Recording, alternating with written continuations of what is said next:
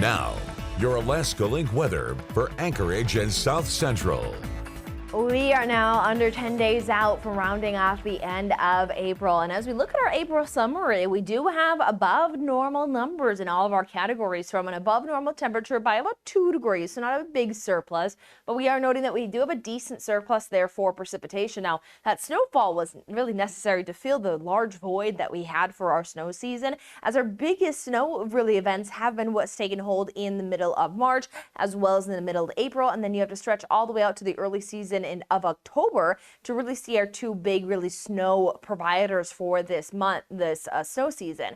But we are noting that April is one of those months that really doesn't typically bring that much snowfall, and we're really starting to move into more of this mild environment and feeling that in play. Is we are noting that this next system that here has been in play is keeping us mostly rain showers. We'll even continue talking about some of those rain showers for our inland spots into our Tuesday, and then through the rest of this week are we going to talk about coastal precipitation in place.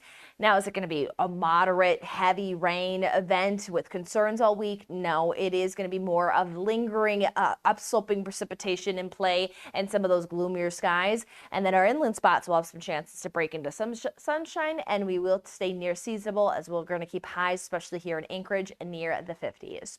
Now, we will see that when we take a look at our marine forecast here for our Tuesday, we will keep most of our regions here underneath that chance for some rain showers. Overall, not too strong of winds, noting some 10 to 15 knot winds in play. So again, not high impacts, but we are noting that as we start off the day at 36 degrees with a high 47, we're seasonable, and we will be watching that it keeps us with that chance for those rain showers around. We'll note that it is fairly light accumulation, but we'll see some little intermittent waves of some rain showers. So again, even for our inland spots, and noting that most of our areas of concern when it comes down to precipitation this week will be more of our coastal regions, but we're not seeing the big high reflectivities. We have some waves there in play, but for the most part, we'll keep a lot of the energy in the Gulf waters, which is going to allow for some of these breaks of sunshine to emerge for portions of our inland spots.